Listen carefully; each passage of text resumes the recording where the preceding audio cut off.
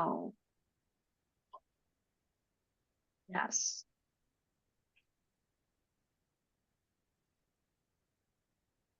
Right here.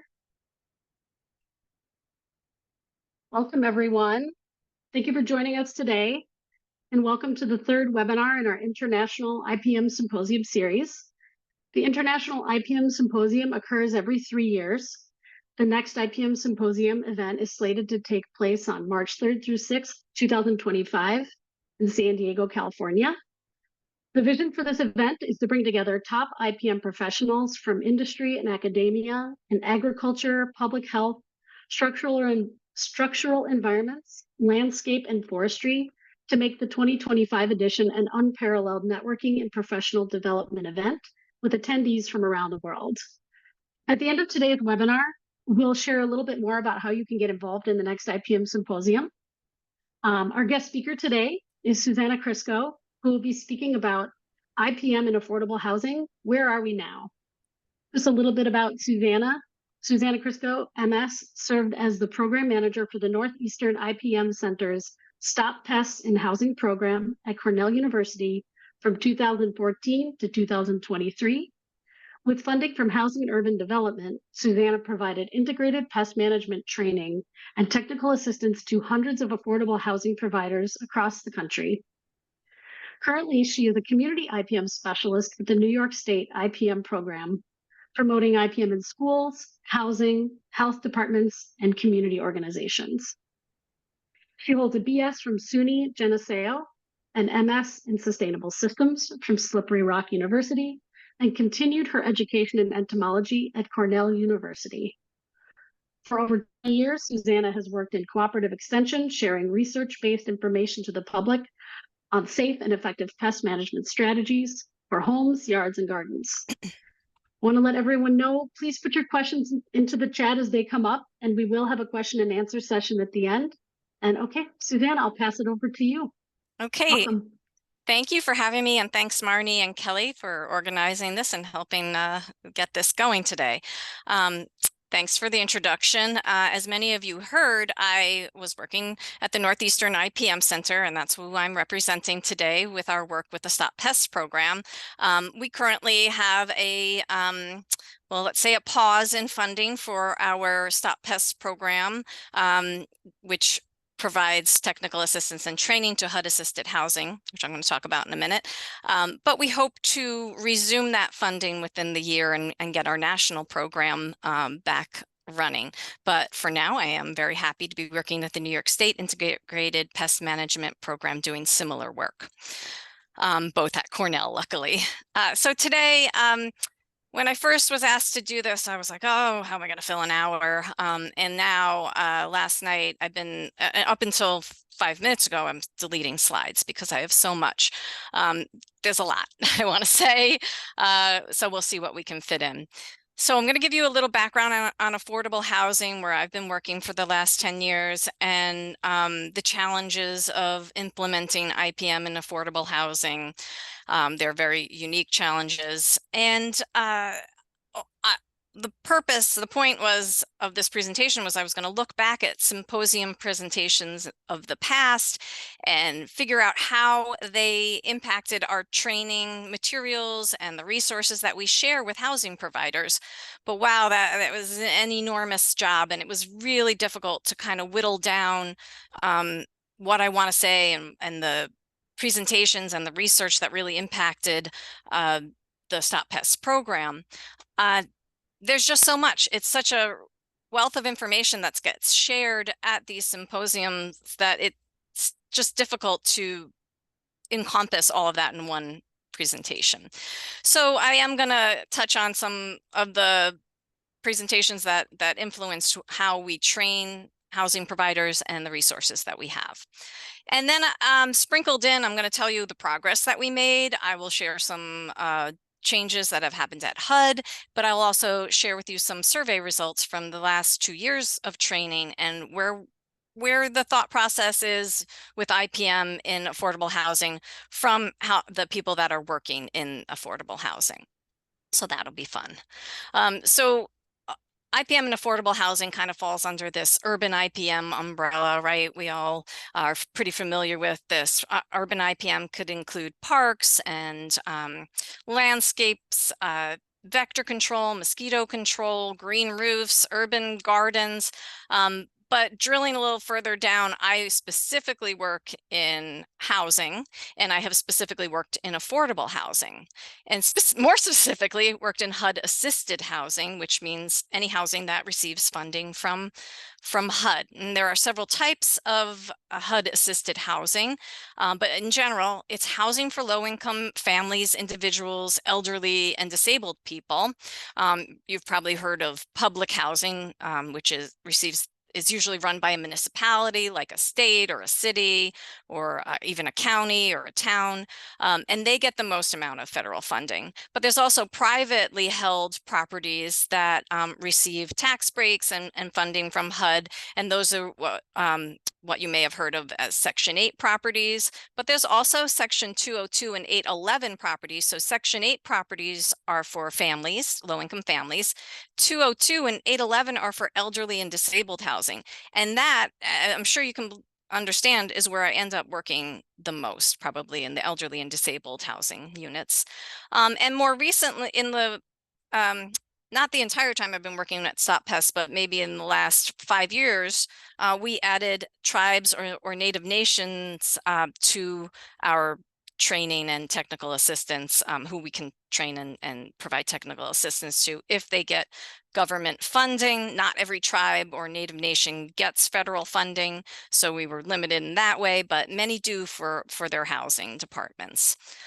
40% of public housing units are occupied by households headed by people 65 years, a person 65 years or older, and most of which, 88%, live alone. So put that in the context of pest control. Say an 88-year-old woman lives alone, has bed bugs. What are we going to do to help that person? Because the typical control, giving somebody a 2-page long sheet of preparation instructions, isn't going to work in this situation. So there are different conditions that have to be taken into account when we're doing pest control in some of these environments. According to HUD statistics, 48% of public housing residents are Black, 10% are Hispanic. These demographics are a direct impact of systemic racism, classism, housing discrimination, and redlining, which I'm going to talk briefly about.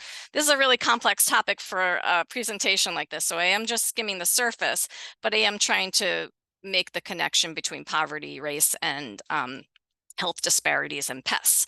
So affordable housing tends to be clustered in high poverty neighborhoods. I'm sure you've all heard news stories about, people not wanting affordable housing in their neighborhoods. So we tend to have affordable housing, kind of in their own neighborhoods and with very high density populations.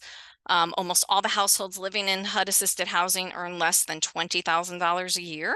And these communities suffer from disproportionately high rates of asthma and pest infestations. And I took this little graph from the New York City Department of Health that shows you in neighborhoods and areas where there are more people of color and high poverty, we are seeing more often children going to the emergency room for asthma visits.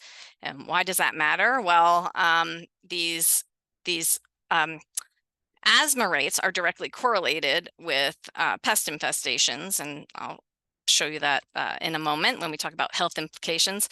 But I've been going to a lot of presentations, environmental health type presentations, where they do these nice fancy overlays of redlining and asthma rates, and I don't have a fancy graphic like that, but I did go to the New York City, website and found some interesting maps to show you. So the one on the right is the historic redlining, where we put people of color were kind of forced into neighborhoods. They weren't allowed to get mortgages. They weren't allowed to buy homes. So they were forced to rent. And then the affordable housing is put in these less desirable neighborhoods.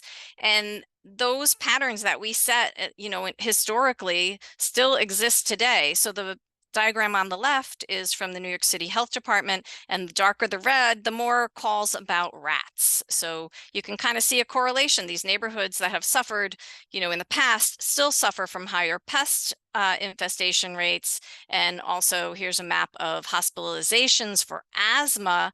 And again, you see the same neighborhoods that were impacted by redlining also have higher rates of asthma. And some of that can be attributed to the higher rates of pest infestations. So the three pests that HUD cares about the most are the ones that have the most health impacts and are the most common in public housing or in all multifamily housing. Cockroaches are, it's well documented that they can cause asthma in infants, trigger allergies and asthma attacks, and contaminate food. They carry bacteria, including E. coli. They hang out in our bathrooms and our kitchens, sharing germs along our counters. In a study of inner city homes, they found 85% of these homes had cockroach allergens, and various studies have shown 60 to 80%, according to the different studies, of inner city children with asthma are sensitized to cockroaches. That means if there's a cockroach infestation, that child's at risk of having an asthma attack. And of course, rodents carry diseases and parasites. They bite people, they destroy property, they chew holes, they chew wires, and that is a fire hazard, obviously, but they also can trigger allergies and asthma attacks. And a national asthma study, cooperative asthma study, found mice allergens in 95% of the homes that they studied, which is crazy. But when I think about the houses that I've lived in, almost every house I've lived in has had a mouse issue at one point or another. So these are, very widespread. And then bed bugs, of course, are parasites. They impact our mental health. They are very expensive. If you don't have a lot of money, this can be a huge financial burden and maybe not even get addressed if you don't have the money to hire somebody. Zach DeVries from the University of Kentucky found that bed bugs also may have some histamines that could possibly trigger asthma or allergies. We don't know yet. There needs to be more research. And I also recently saw another presentation from Zach where he reiterated, we have no proof right now that bed bugs can spread disease. There's no evidence that bed bugs can spread disease, but there is potential, and this is something that needs to be studied and looked at more carefully. So no proof yet that they spread disease, but keep your eyes open for more research. So why does HUD care about IPM? Well, because of FIFRA. No, I'm kidding. In 1996, the EPA passed the Federal Insecticide and Fungicide Rodenticide Act, and in that they instructed all federal agencies to use IPM to promote IPM. And HUD, the Department of Housing and Urban Development, is a federal agency, but they're not an enforcement agency. So it really is not something that they could require properties to do, but they can promote it, and they have. And I would say from the time I started this work to now, IPM is much more commonly heard and maybe not understood, but most of the property managers I talk to at least have heard the expression IPM. They may not have the details right, but they've heard of it. And that I believe is attributed to HUD really promoting it. And also the department that funds my work and funds also grants that many of our colleagues have taken advantage of these to do entomological and IPM research. The Office of Lead Hazard Control in Healthy Homes funds this work, but they can also, there's grant opportunities for other people to get funding for research because it's their mandate to make homes healthier, right? And that office has really done wonders to include pest control, limiting the pests and pesticide use in housing, include that in the healthy homes movement because it is part of, a healthy home. HUD in 2012 and 2011 issued a guidance on IPM, and it's essentially the same IPM definition that we've heard from the EPA, but they use that guidance, that properties are supposed to use that guidance to kind of guide their policies and their procurement of pest control services. The quote that I pulled out of that kind of sounds familiar. IPM effectively eliminates pests in safer and longer term cost-effective ways than traditional pesticide treatments.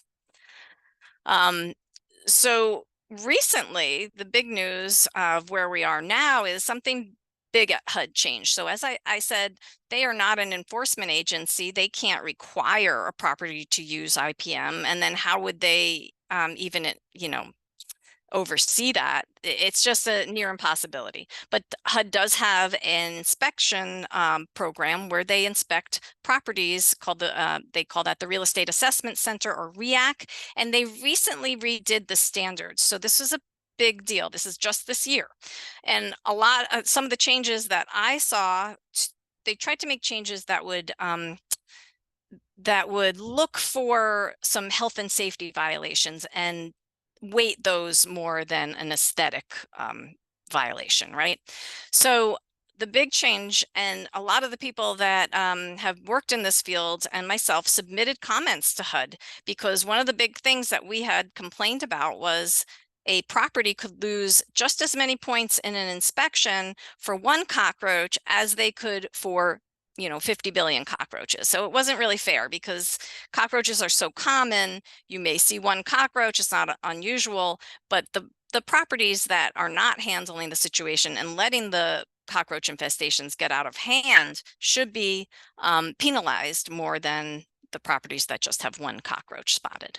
So we did that. That's a big accomplishment. We got it 2 levels at least. A high infestation and a low infestation level. So they could penalize the properties that have not been taking care of their property a little more than others.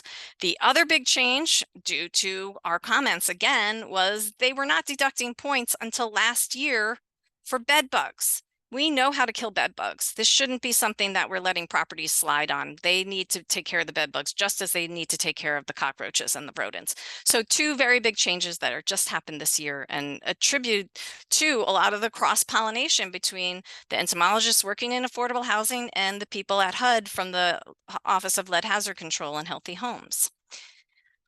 So when we teach IPM in affordable housing, everyone has their little diagram that they like to use, I know, and you guys are probably sick of seeing yet another IPM diagram or program life cycle, but I feel like this really nails it for my audience, where I want them to understand that it's a strategy. So a lot of times they'll be like, I need the IPM, like a property manager will need help. They're like, I need the IPM, or like they've heard the word, they don't quite get it, but they think maybe it's just like spraying low toxic pesticides or something like that. But it's really, we try to drive home the point that you're inspecting and monitoring, you're identifying, you're scaling the response. It's not a one-size-fits-all operation. You're using multiple tools, and then you're evaluating success. And that's where we see properties kind of fall off the IPM wagon.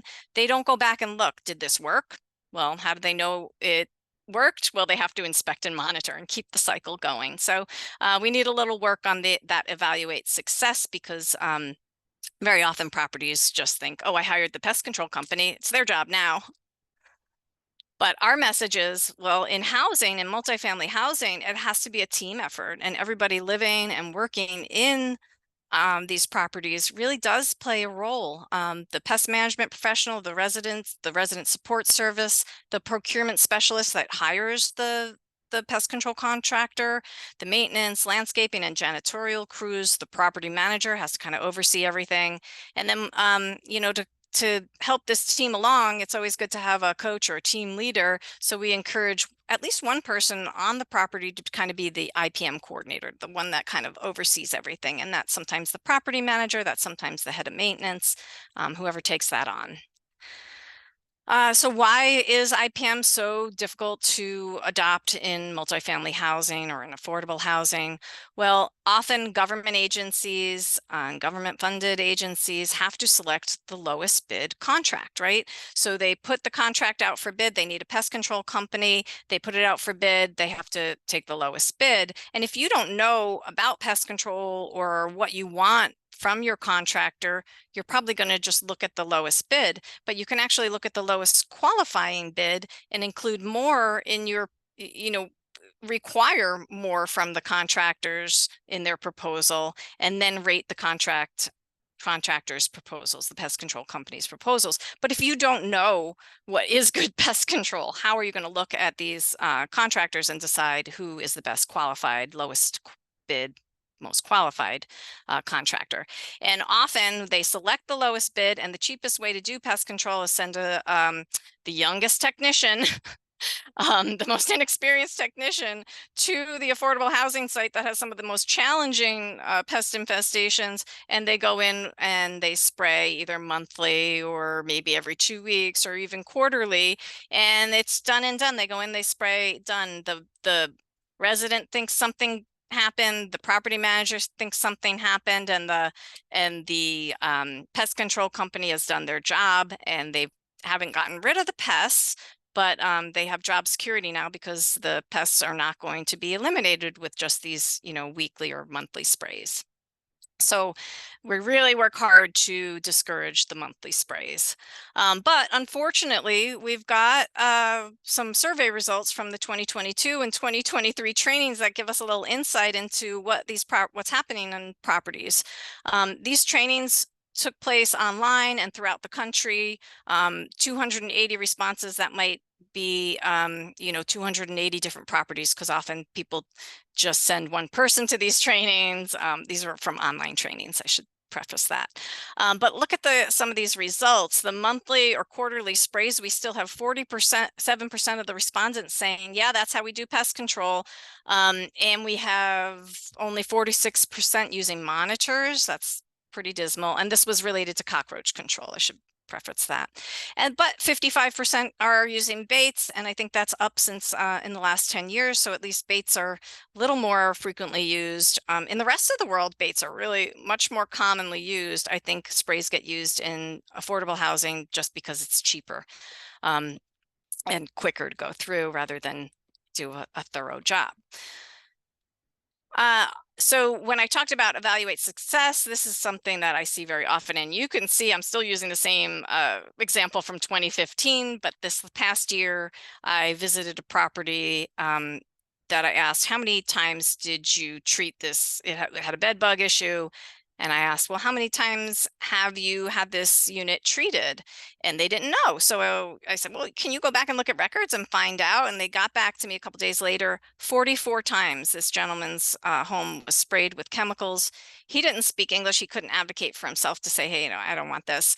But think about that. That's years worth of chemicals being applied to your home, your bedroom, like your most intimate places. And why is this accepted? Why my colleague Jane Wyndham puts this slide up after she shows that slide, and I think it might not be an exact Einstein quote, but it really exemplifies like what's the problem here. Like why are we doing the same thing over and over again, expecting it's going to work this time? 44 times I'm going to spray and I still have bed bugs. Something tells me, someone's got to look at that and say, oh, this isn't working. Maybe we should try something else. So that's my intro to the world of affordable housing and pest control. Now I'm just going to go through a couple of the presentations that jumped out at me, and I know that impacted our training materials.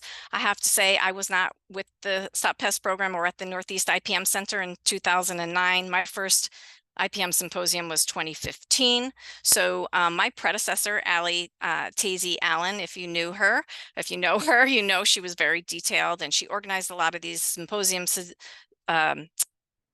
presentations, and she kept great notes, and she was very organized. So and then she handed off all her stuff to me. So I got to get a little backstory and look through her notes and her files on previous symposiums, so I could see from her notes, you know, how the program was kind of built from some of these presentations. So this was back in 2009 in Portland, Oregon. I'm sure some of you were there. I wish I was. And Allie and Dion Lerman from Penn State, really two of the founding fathers of the Stop Pests program, they did a series on serving the underserved using IPM in public housing authorities.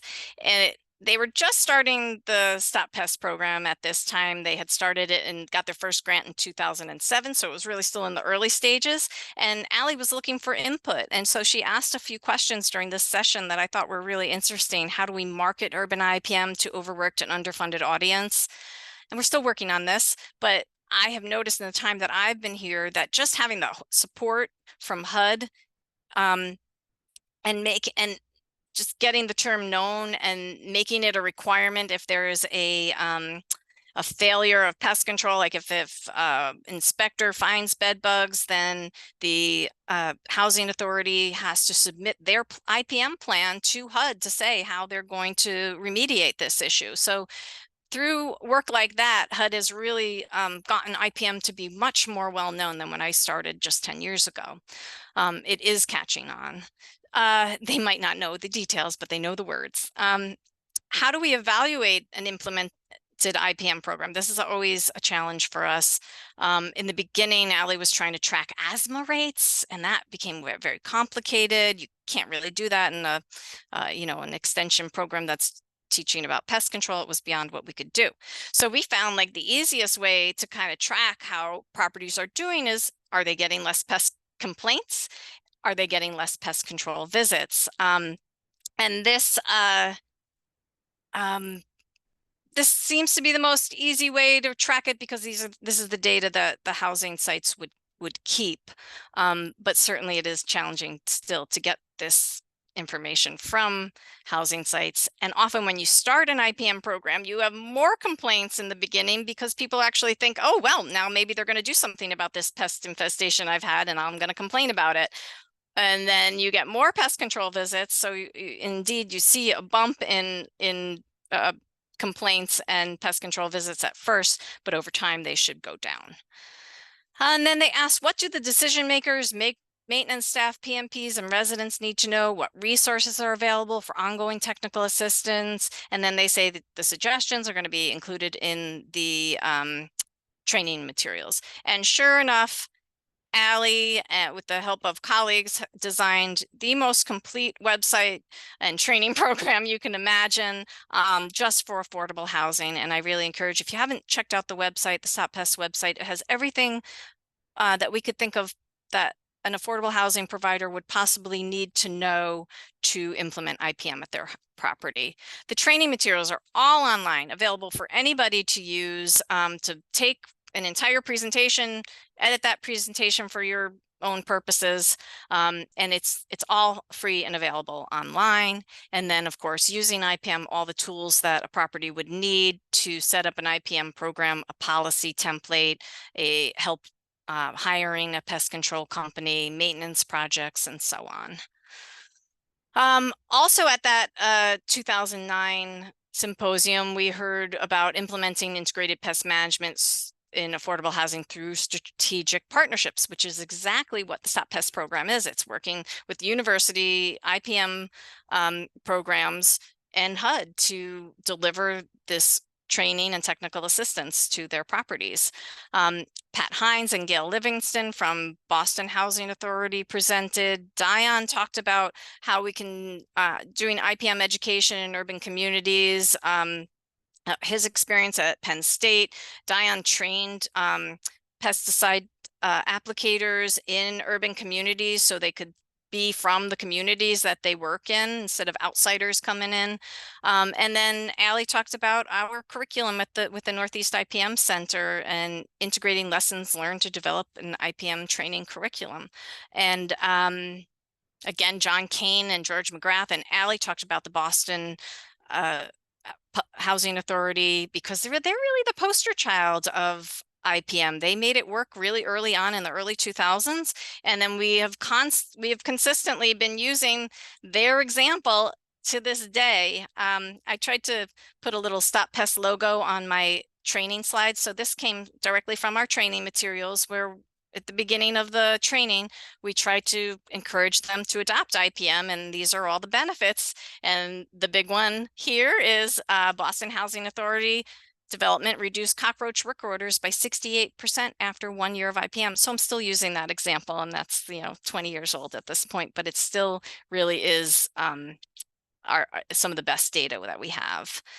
And we also use this quote in our training: if we do IPM because it's the right thing to do and because it works, allowing residents to live in pest-free home is a basic service as well as a huge quality of life issue. That's Gail Livingston from the Boston Housing Authority. And if all people thought like that, I think we'd be doing a lot better, because it is a quality of life issue. Here we are still in 2009. I better hurry up a little bit. We have Chang-Lu Wang from Rutgers University presenting on implementing bedbug IPM program in low-income housing. Chang-Lu had so many presentations, it was hard to just choose a couple to highlight, but this is where we start. He starts putting things together to make a really effective IPM program. What tools are working? Well, mattress and box springs need to be involved. Hot steam is the first time we start hearing about hot steam, or that I've heard about, presenting on steam being used, and now it's pretty commonplace. And then, of course, the bed bug intercepting devices, how important those are in your IPM program. And then, of course, we incorporate all this into our training materials. So here's my training slide on steam, where I'm trying to encourage properties. This is a tool that you need. And if your pest control company doesn't use it, encourage them to ask them to do it. Leaves no pesticide residue, penetrates into cracks and crevices, is a really important tool. And then Chang-Lu again, achieving effective cockroach control and cockroach allergen reduction through integrated pest management. We're still in 2009. So at this point, we're increasing our training materials to include, of course, vacuuming. And then when we talk about using targeted chemical use, we're talking about monitoring and inspecting before treatments to know how much to apply and where to apply. And we say, ideally, residents can help with sanitation. We know that doesn't happen in every situation. So we're starting to see in our training materials, a lot of these, the researchers, Chang-Lu especially, his research being incorporated into our training materials. And skipping ahead to 2012, I'm sure there were many other presentations in 2009 as well. Okay, so 2012, Memphis, Tennessee. I was not there, but Bobby Corrigan was the plenary speaker, and I am very sorry I missed it. I just want to give a few props to Bobby Corrigan, because he has changed our training materials immensely. I did 1 day of work with him at a Connecticut housing site, several sites in Connecticut, and changed our curriculum completely, because I am consistently using pictures from Bobby showing me around and kind of mentoring me in my trainings even today.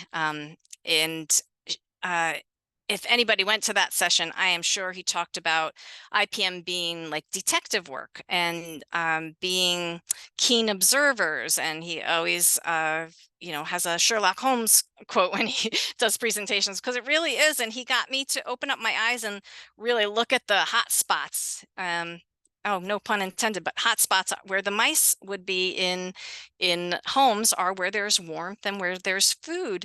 And just looking at all the signs and pointing out these are rub marks on these heaters where the mice have been traveling. They leave the grease from their bodies, and it's a very easy trail to follow. They defecate and they leave urine trails. So once you know what to look for, you can figure out where they're coming from, how they're getting into homes. And the baseboard heating is a common culprit. Bobby really tore apart this stove. This apartment had a awful mouse infestation. But when we looked at the kitchen, it looked like this guy had never even cooked on his stove.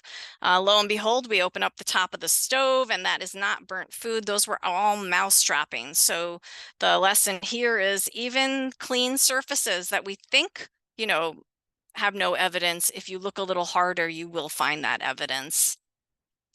And under the stove, of course, you pointed out to me that insulation that we often see pulled out because the mice are making their nests and with the insulation on the side of the stoves, but that also means you're missing insulation on the side of the stove. So the properties have to do something to amend this.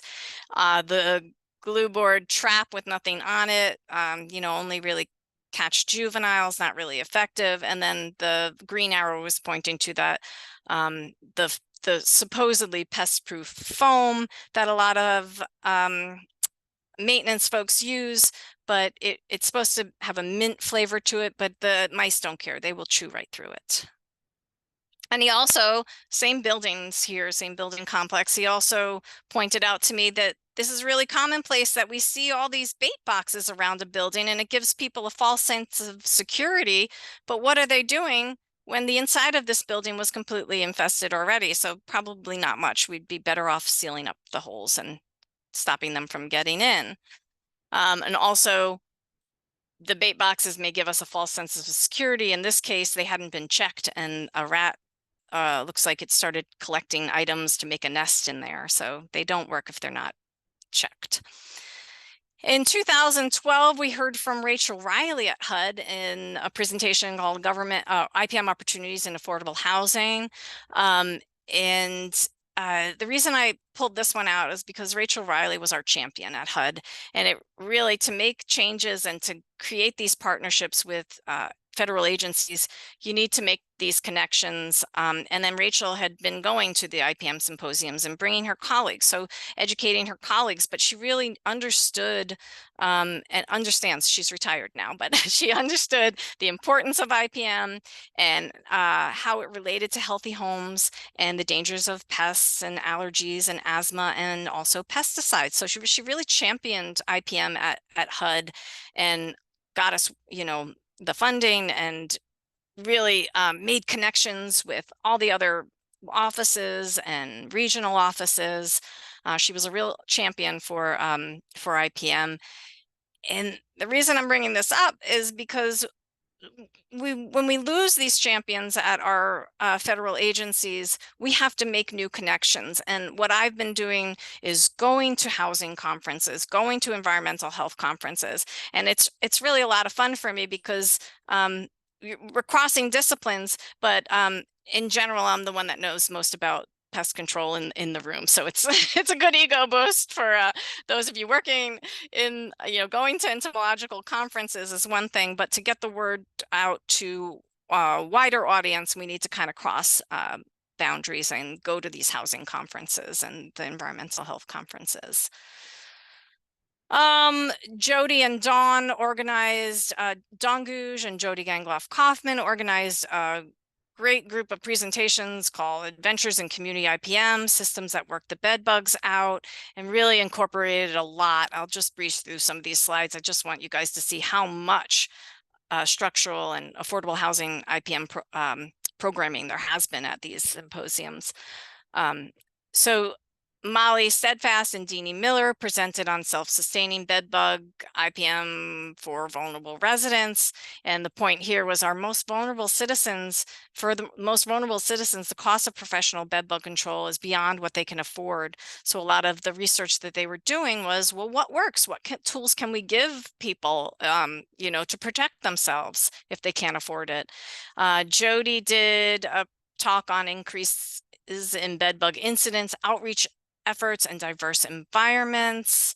And Dawn Gouge from the University of Arizona presented on this talk on pesticide potpourri, which was really interesting to me. I didn't see it, but I got a chance to look at the slides. And the gist of it is that bugs trigger a strong fear and disgust and rage emotions, and that changes our chemicals in our brains and in our bodies and causes us to make pest control choices with instincts. And sometimes they're not the best choices. So like, you know, lighting off 6 bug bombs in one room because we're totally freaked out. And this was really made a lot of sense to me when I read it. And it goes along with what we've been trying to do is people wants to do something. They're not going to have bed bugs and wait 2 weeks for a pest control technician to come and treat their home. They're probably going to want to do something sooner. So it's up to us to give people tools of empowerment so they don't reach for the can of spray.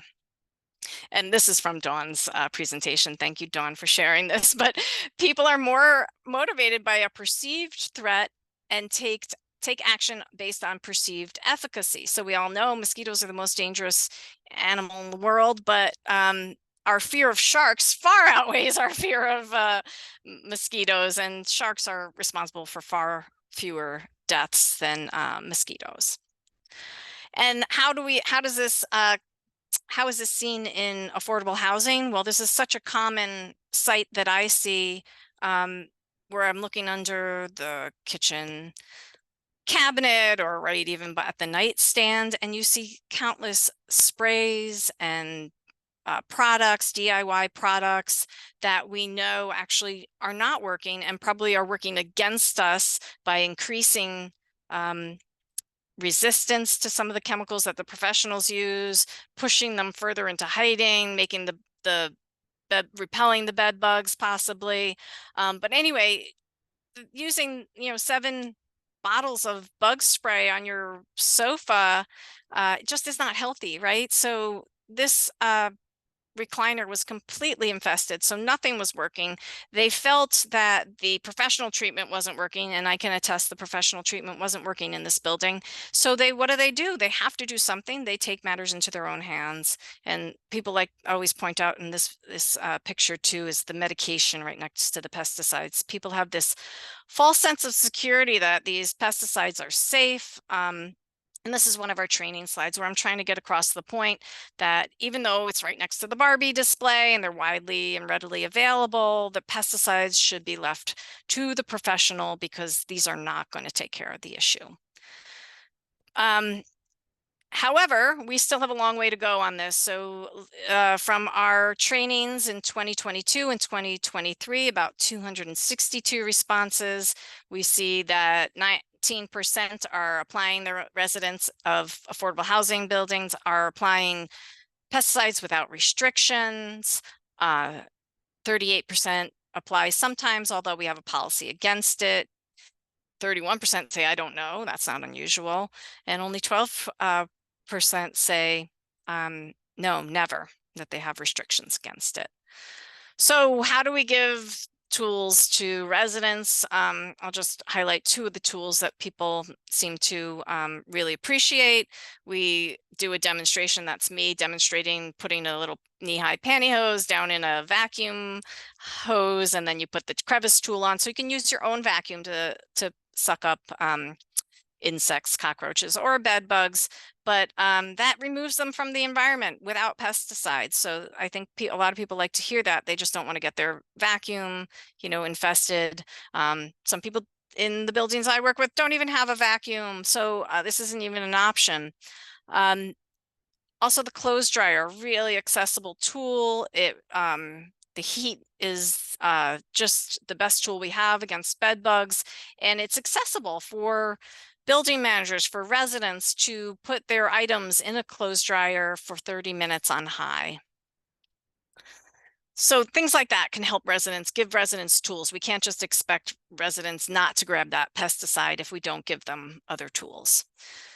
Allie also presented bed bugs, the gateway bug to better pest control. And that is so true. From the time that I have worked here, when agencies, public housing agencies, get a bed bug issue, then they're reaching out because they don't know what to do. But cockroaches and mice, those are just, well, those are pests we always have, and they don't place as much importance on them for some reason, even though they're bigger health threats. So anyway, this still is happening today. And I wanted to point out, I've been asking this question the last few trainings I've done and conference presentations. I'm curious because you hear in the news media that bed bug cases are increasing, but are they? So the last conference I was at was the National Environmental Health Conference. I had a audience of maybe 45, 50 people, and I made them answer this question. And it seems to be the same in every presentation I've been giving recently. There is a perception that bed bugs are increasing. I worked with 2 properties this year who never had bed bugs and now have bed bugs. So I think they're increasing in some areas, maybe decreasing in other areas, but for sure they are always going to be an issue in low-income communities and multifamily housing. Moving on to 2015, where I was actually at the symposium that year. We heard from Matt Fry from the New York State IPM program, where he revealed or announced his bed bug management one step at a time fact sheets, and those go through this different steps that, remember I was talking about empowering residents. These do exactly that. They give residents easy steps that they can follow that actually help eliminate bed bugs. But not only that, they're not like regular cooperative extension fact sheets. Like a lot of times I've worked in extension my entire career, and people would call the county office I worked at and with ants, and I would try to give them the whole fact sheet and they'd be like, I just want to know how to kill them. So a lot of times cooperative extension or extension fact sheets have too much biological information, too much information on them, and the average person isn't going to read all that. So we need, and like Matt said in his its description, standard fact sheets that rely on text are not available in all languages and are not practical for low literacy individuals. So we've been trying to come up with, and I was really inspired by these, we've been trying to come up with more picture-based materials. This is the Spanish version of the one step at a time fact sheet, and they're a combination of cartoons and actually photos of Matt doing these things. And then I was inspired, so I tried to make some more picture-based fact sheets for residents, and this is part of what I came up with very little text, more pictures.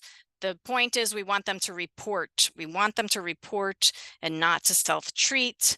Again, trying with the pictures. This is the other side of the fact sheet that I just showed you. I am not a low literacy expert, so I would say one of the things that we need more help with and room for growth is more low literacy help with pest control. I'm looking at the time. So, okay, so I'm running out of time. I will just say there was a ton of presentations this year.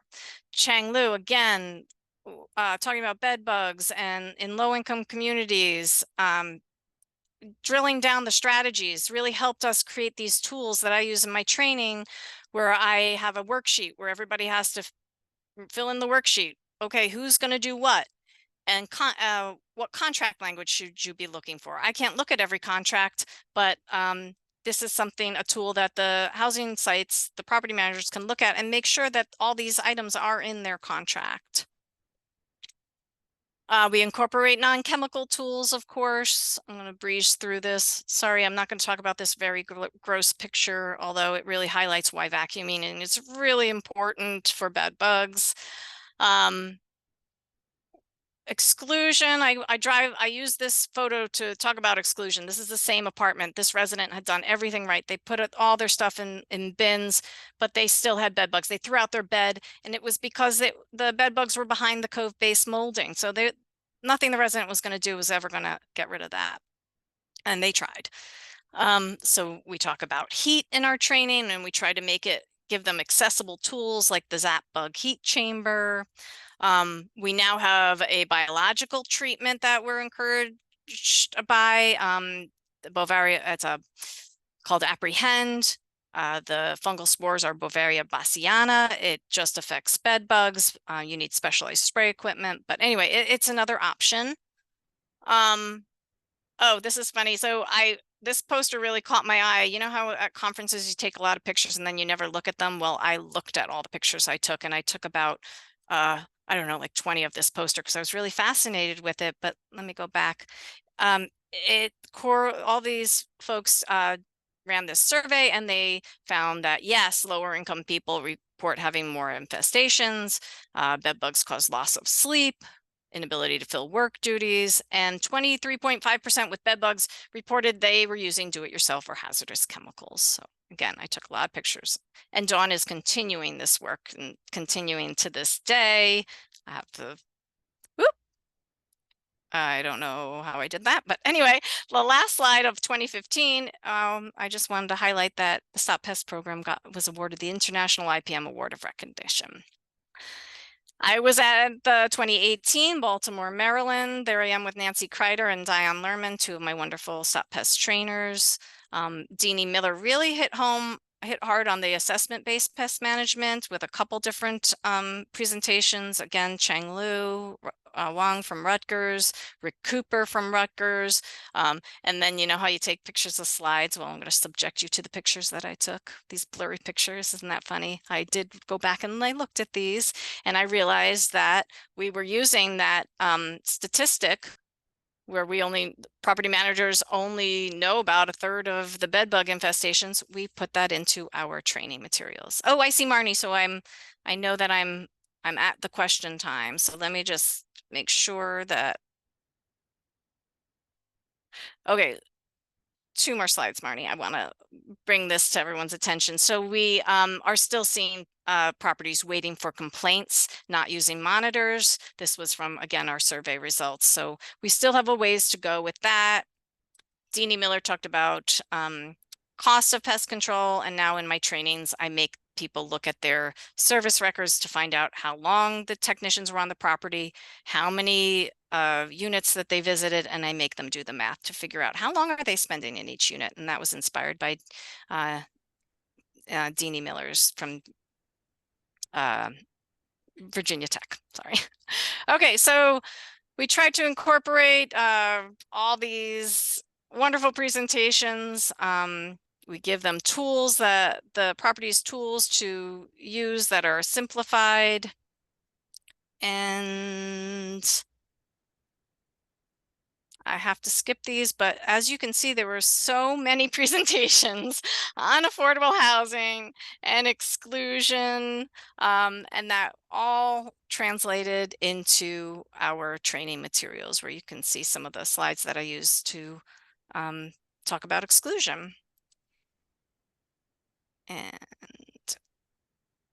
I'll just skip through that and just show you where we are now, how these people are going to use the information that they gained in the course. Unfortunately, they're going to try to work more with residents. We'd love to see them doing more exclusion, but people tend to grab the low-hanging fruit, and working with residents seems to be the easiest thing that they can do.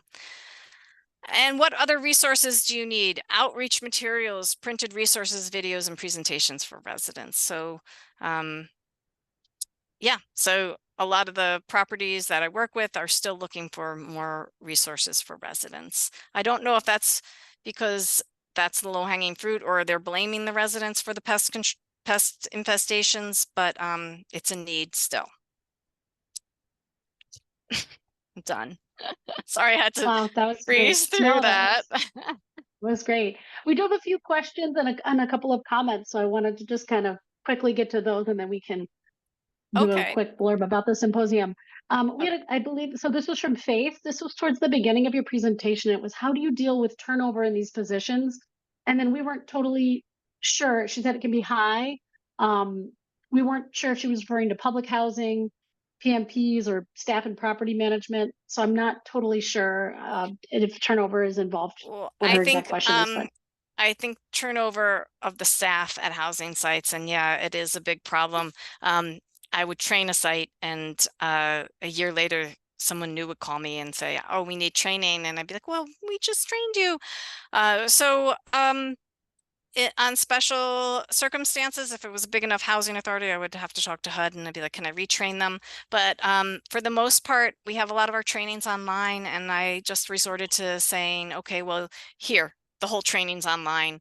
Use this, take this, and you know, it's a run course. So they can do that.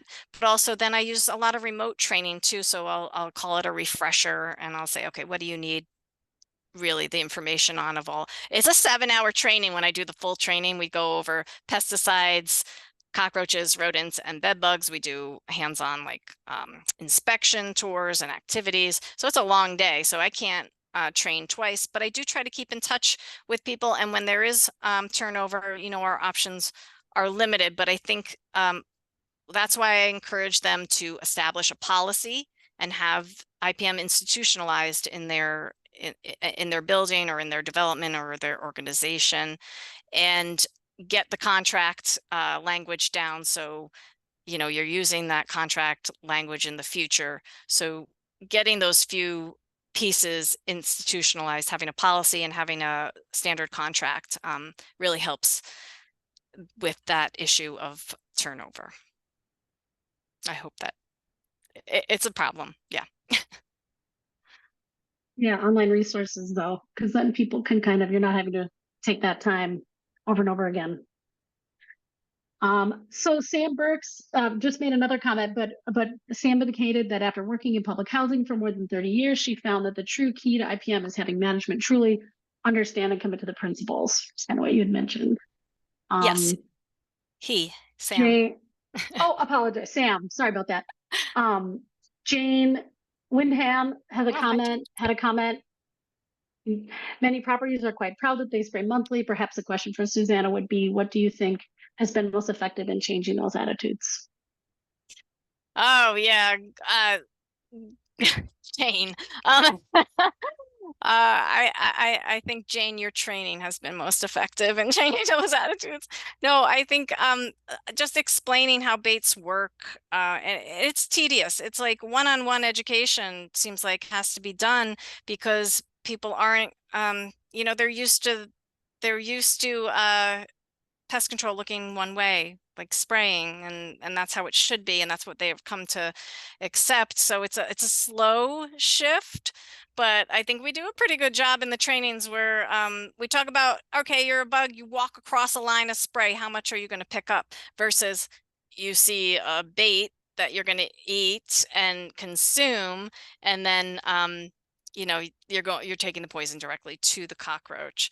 But yeah, no, this is a continuing challenge that we have, but I think we're making some headway when we explain how in very basic terms, we explain how pesticides work, but also explaining that, do you want to be exposed, to pesticides on every surface and in your workplace and these people's homes? Think about the pesticide exposure. And if you want to limit that, there's no better way than using baits instead of sprays.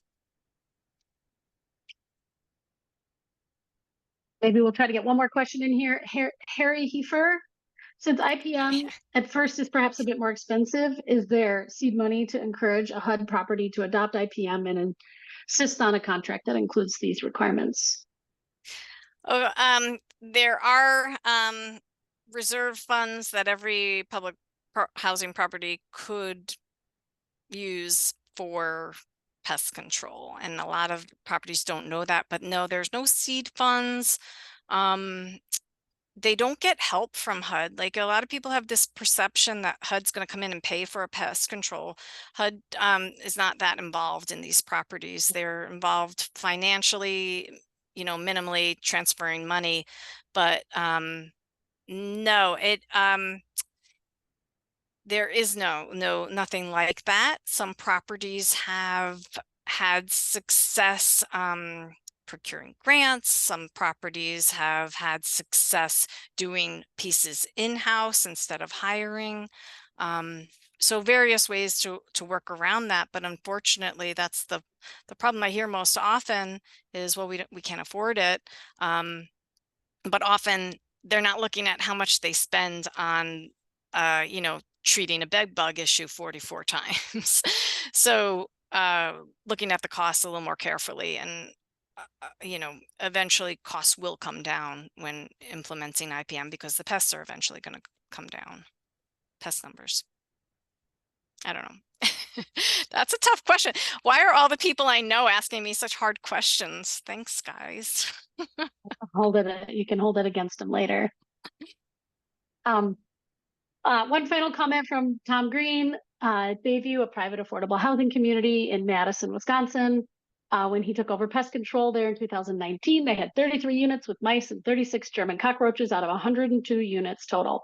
Within 6 months, they were down to 11 units total, and within a year, just 4 units with any pest issues, with 0 sprays and 0 rodenticides. Susannah arranged a training for residents there.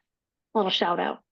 Yeah, yeah, I remember that property very well. I used them as an example for a long time, and it was it took a lot of work. That's exactly what happened there. It took a lot of work, but then it was less work. So just getting that message across sometimes helps. And we need more examples. We need more studies and more, I think the things that work best in teaching are when we have anecdotal, like, doesn't even have to be a research project. It can be, you know, this property I worked with had this many bed bugs and now has, you know, 0.